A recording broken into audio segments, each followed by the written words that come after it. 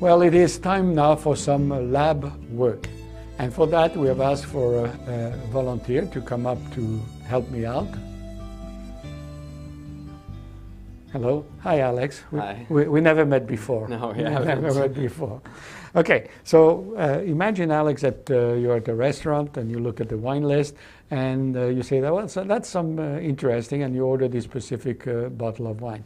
So the wine steward comes with this bottle, and what do you see on the label here? The Pomerol. That's Pomerol. That's a good name. We have seen that. It's from the Bordeaux region, one of the good districts. What else do you see here? The Maison Bouteille au Château. That's good too. You see that the vintage has been declared, 2010. Is that a good vintage? Yeah.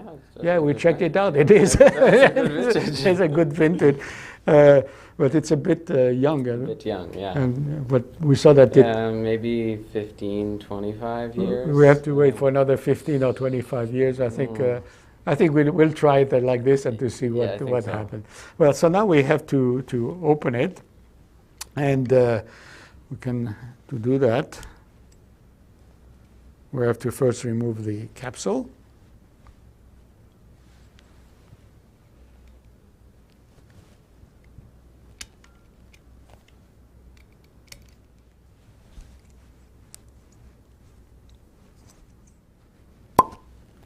And we got the cork out. One piece. One piece, we did okay. I don't see any breakage here. Okay, the first thing we have to decide whether or not is to sniff the cork. Okay, so there's certain rule here, is that, you know, when you go to a restaurant, it's really important that you should not be influenced by it or let the wine steward to impress you too much. You have to let the wine steward know that you know how to do it. So it is true that you can sniff the cork, but to find if it is corky.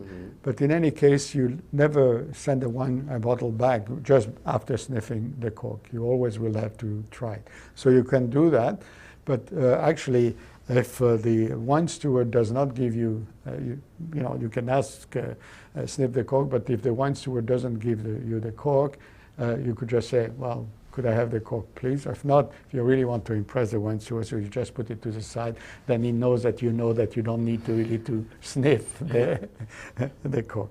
Now, the problem with why do people sniff the cork is that, as a matter of fact, with cork, there is a problem that fungi can develop on cork and produce chemicals that are off-smelling, chemical known as 2,4,6-trichloroanisole. So you see whether or not it's nasty. Actually, you can buy the chemical. You can buy. I've been told in California you can buy it so you can practice before going to the restaurant to see if it smells of 2,4,6-trichloroanisole. Now, up to 5% of all wine bottles using corks actually can give rise to this particular chemical. And so, as a matter of fact, once you have tried the wine and if it's off, not only on the smelling, but once you have tasted it, if it's off, don't be shy, send it back. A good restaurant will actually replace it if they really feel that you are correct. So it's really important to do that.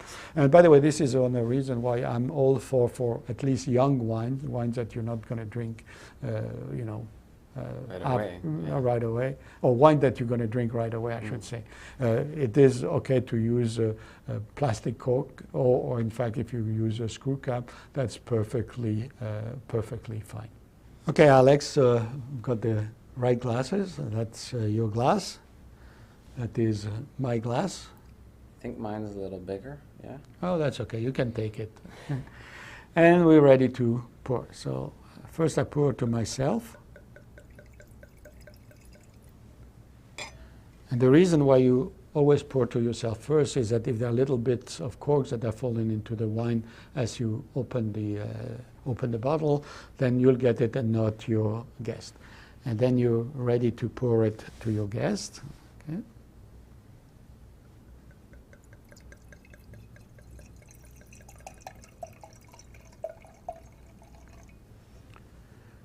And then you pour to yourself again. Now, very importantly, regardless of the size of the glass, it's very important never to fill it up to the top, only halfway or less than halfway. And then you're ready to look at the color of the wine. It's known as la robe du vin. And there are a number of ways to hold your glass. You can hold it like this. If you're a first-class snob, you hold it like this, okay? But never should you hold it like this. Only in really bad section of Canada would you hold it like this. I'm not going to name any province in this particular case. So you're ready to do that, and then you want to look at the color of the wine. In French, the term that is used to describe the colors of the wine is la robe du vin, the gown of the wine. Now, the way you can do it is just to hold it up, okay? But actually it's not as good as to hold it against a tablecloth. Like if you're in a restaurant, you can go down against a white tablecloth, or in this particular case here, you put it against the white so you'll see it better. So there are about 84 terms to describe the color of the wine. White wine, you'll use such term as lune polaire. Red wine, you'll use macon. The whole terminology, you can just check it out. So I don't know, what would you say about this color? Kind of a McGill color. Yeah. Red. Well, red. Gold, You have purple. to. You have to use something more imagination. Blood red. Blood red sounds Red, good. Yeah, yeah. it's dark red. So what are some other terms I could use to describe this? Well, it could be ruby red, garnet red, dark red, blood red. Just use your imagination. Like for white wine, it could be such thing as yellow, straw yellow, or it could be, or there are even terms that are even more imagination, lune polaire, polar moon, which is interesting. The next step is to look at the legs of the wine. In French, les jambes du vin. And this is a little bit tricky. What you have to do is that you hold the glass by the base, like this, and then you swirl it gently.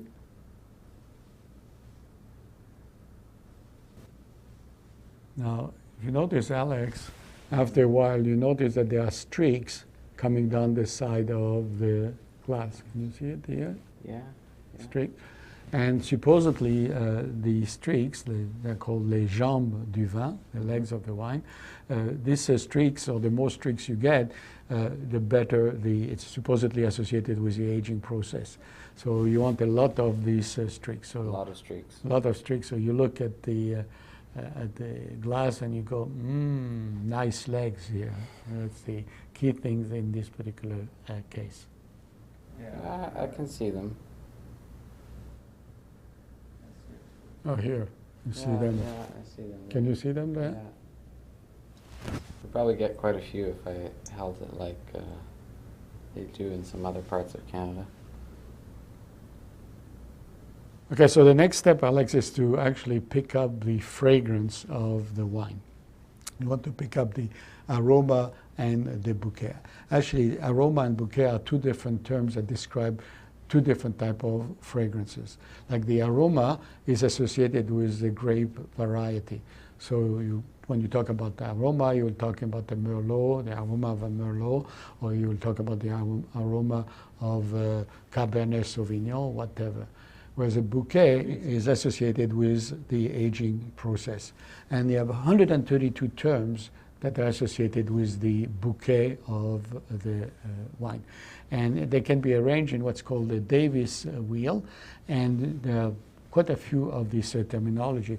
If you look at the Davis wheel, on the right-hand side of the Davis wheel, you have terms such as wet paper, soapy, fishy.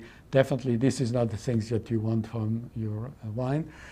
If you go on the other side, on the left-hand side, you have terms that are associated with fruits such as pineapple, raspberry, strawberries, and the like. So here, you see now we got a lot of legs. Oh yeah. Notice this? I guess it needs to breathe.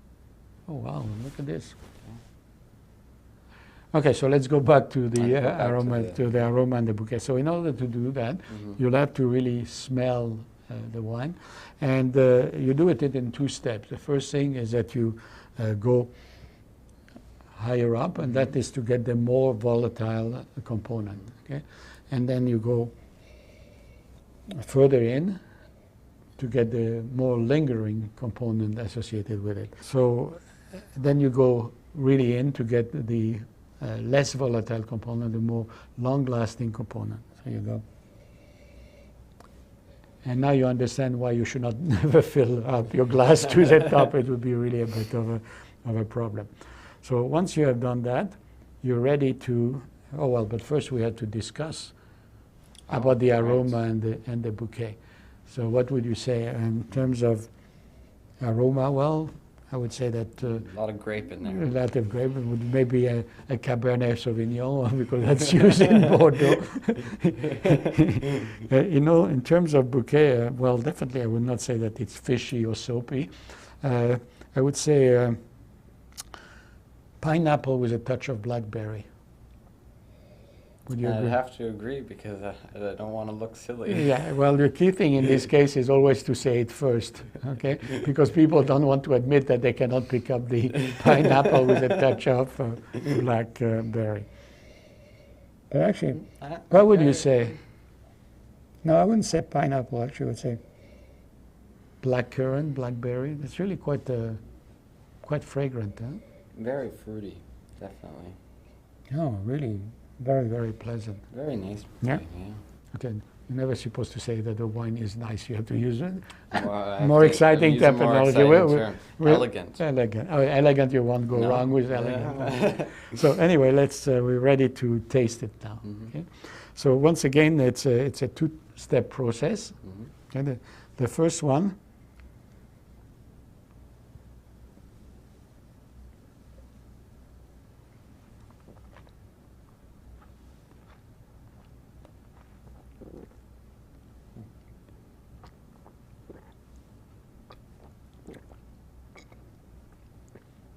okay?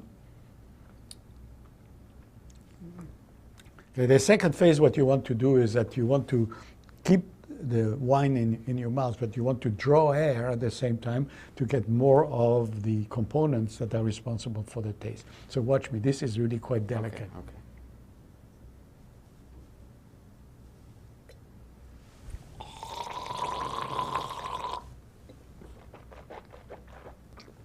And then you spit it out. We're not going to do that, so can you try that? I can try.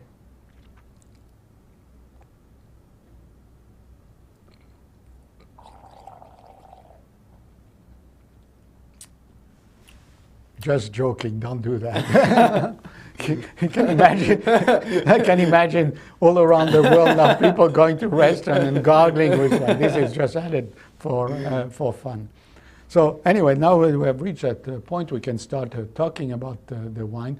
And there are also, again, many, many terms that are associated with the taste of wine.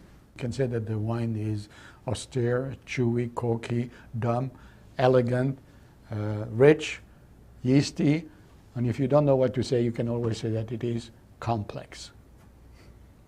By the way, what about this whole thing about letting the wine breathe? Actually, to determine whether or not this is needed, I asked for my good friend here, Hager, to let us know what to do. With good wine, first let it breathe.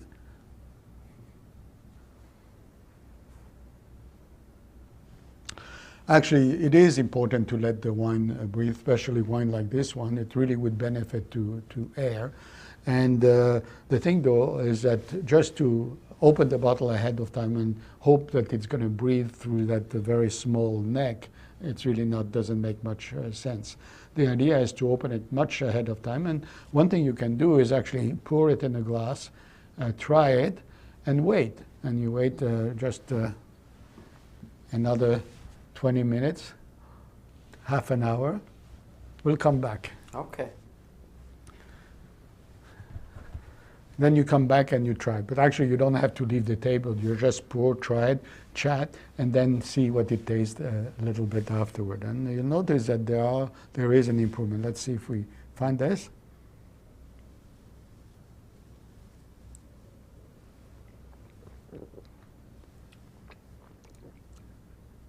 What do you say?